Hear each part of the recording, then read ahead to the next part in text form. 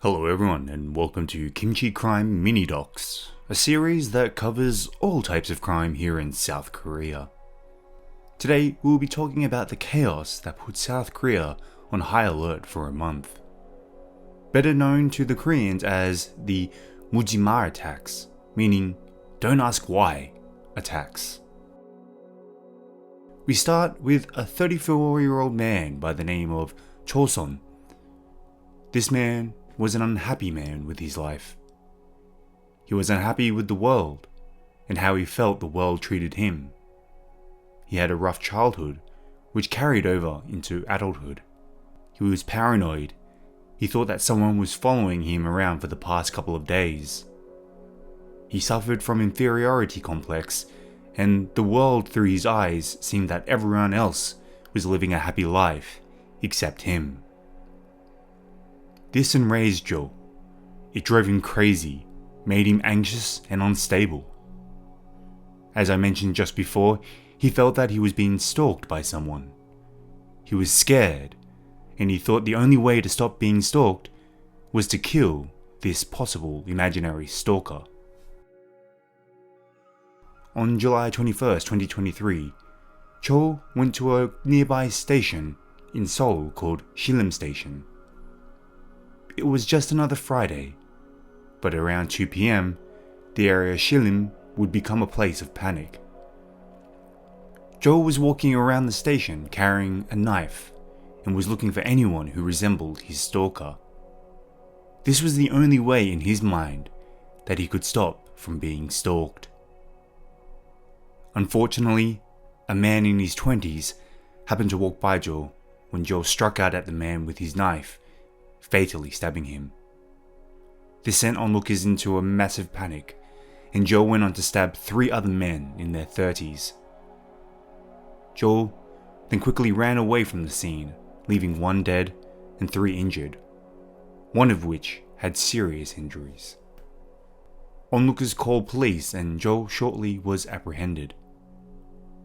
In late January of 2024, Joe received a life sentence for his brutal crimes. Attacks like this happen very rarely in South Korea. South Korea is known as a relatively safe country in present day.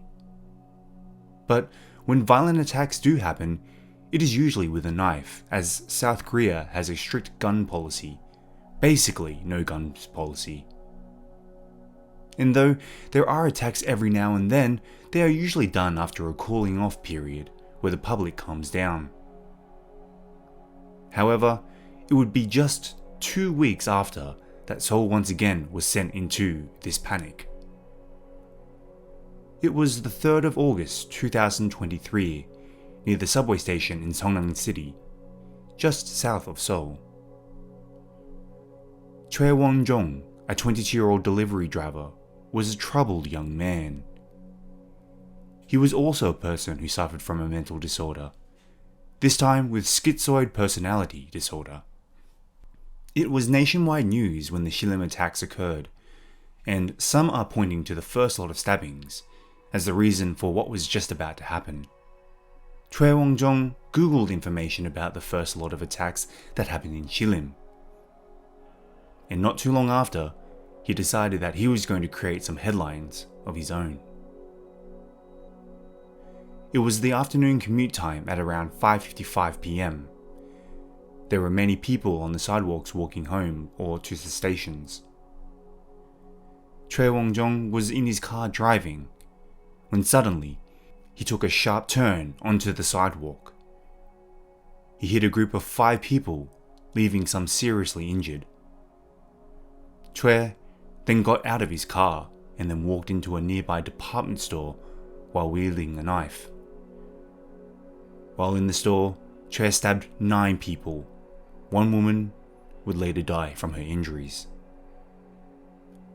Many called this attack a copycat attack, given that the crimes only happened weeks apart. These seamlessly meaningless attacks on society were none other than that, meaningless. But these attacks would be the only attacks that were made public. According to one source, 18 Mudjima attacks were carried out in the first half of 2023. But don't fear what you hear in the media. This sent South Korean citizens into a massive panic. However, this is a common occurrence when an attack happens close together. There is a theory called moral panic theory, which basically means that the crimes that are reported on TV are actually not as common as one might assume. In fact, during these two attacks in South Korea, the country reported its lowest crime rates in a decade. So, tell us what you think. Do you feel safe in South Korea? Let us know in the comment section, and I'll see you next time on Kimchi Crime.